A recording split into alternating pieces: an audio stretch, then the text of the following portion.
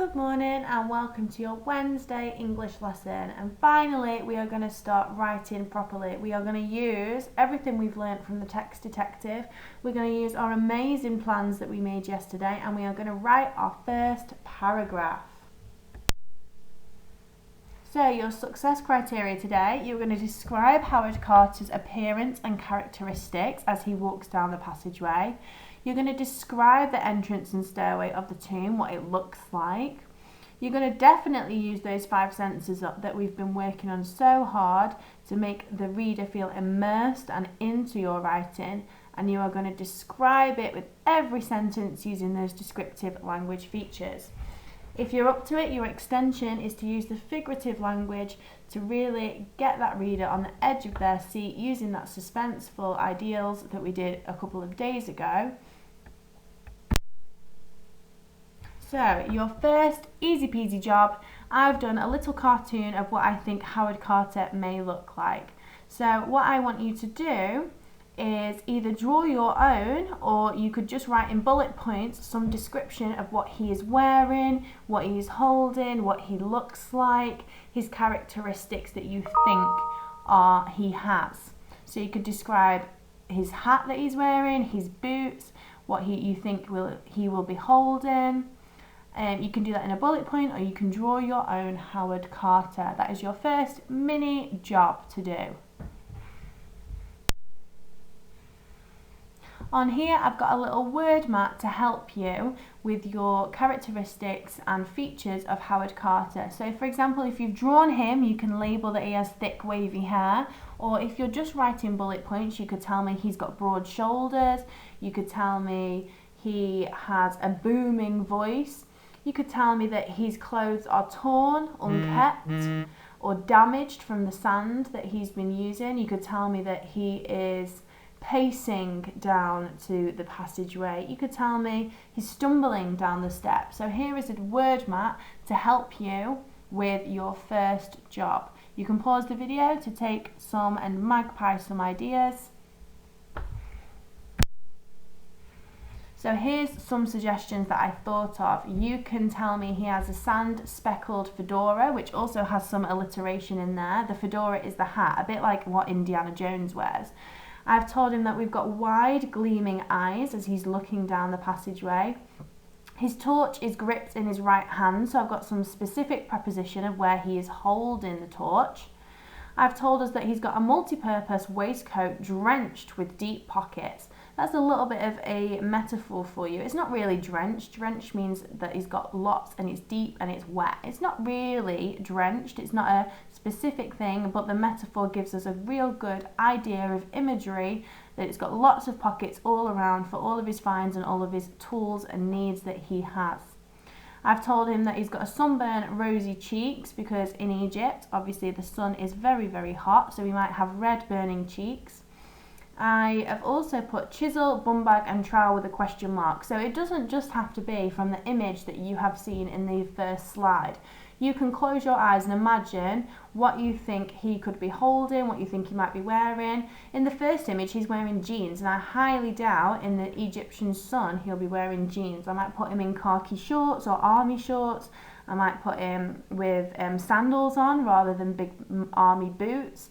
Completely up to you what you imagine. So I want a bullet point list or some pictures with some labels on describing what you think Howard looks like.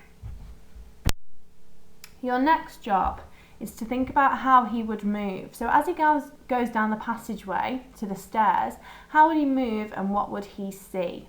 So I want you to refer to the plan that you made yesterday and the long rectangular passageway. As he goes down, he descends into the earth. So I want you to write again some bullet points and some ideas referring to your plan, what he would see, what it would feel like, how would he move down the steps. Would he race down because he's so eager to go down, or would he really be careful as he steps onto the sandstone to make sure they don't buckle beneath him? Remember, it's thousands of years old, so the sand could crumble beneath his feet, so we might be treading carefully.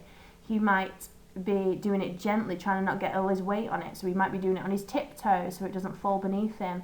Or he might just not care about the stairs at all and just go straight down and run down to the bottom of the steps, taking in everything as he goes. So it's completely up to you how you think he would move. Write down a few notes, including some adverbs for me on your piece of paper. So we're going to think about building tension in our first paragraph. The first paragraph is literally Howard going down the stairs and how we would write about it. It's going to feature about the things that we would use to build tension. So we might use some ellipsis that we learnt about the other day. We're definitely going to use our sensors. We might use something else to build up suspension. We might use the imagery. So metaphors, personification. I want to build imagery for my reader to keep their imagination engaged and want them to read on to my next paragraph. So here is a model text that I have written for you. I want you to pause the video here and read it out loud if you can, or with your parents or with somebody, and really read it like you would want to read on, full of suspense. Remember to read the punctuation, so when you see a full stop, you've got to pause. When you see a comma, take a breath and read it for me. So here is the model text again, and I've looked at the text detective that we did on Monday to make sure I've got everything in my model text, and I've underlined it for you so you can see how often I have used those prepositional phrase, the relative clause. I haven't got in there, so that's something that I can up level maybe at a later date or once I've finished, and I can squeeze a relative clause in there. I've got my adverbs of manner, I've got my lots of five senses about what's going on, what you can hear, smell, see, touch, feel, and I've got my expanded noun phrases to give lots of description to my reader, and I've got my powerful verbs. We are in year 5. He didn't just walk down the stairs, he cautiously crept down the stairs. He didn't just touch, that's a rubbish verb. He gristled across it.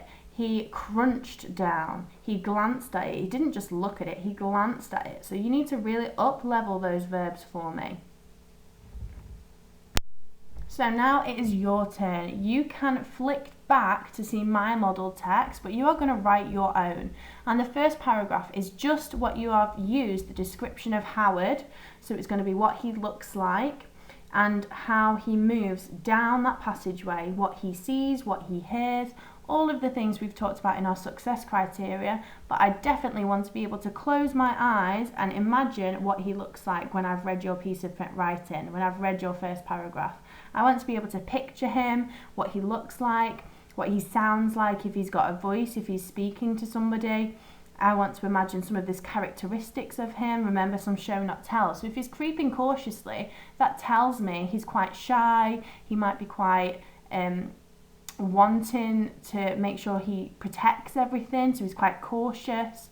Whereas if he's running down the steps, he's eager and he's determined. So that tells me a lot about his character by how you write it. So I can't wait to have a go and read some of them. Remember, you can comment on this dojo task if you don't quite understand or if you need a little bit more inspiration. But please go back to the model text just like you would do in lesson to refer back to remind you what you need to have in yours. Good luck, and I can't wait to read them.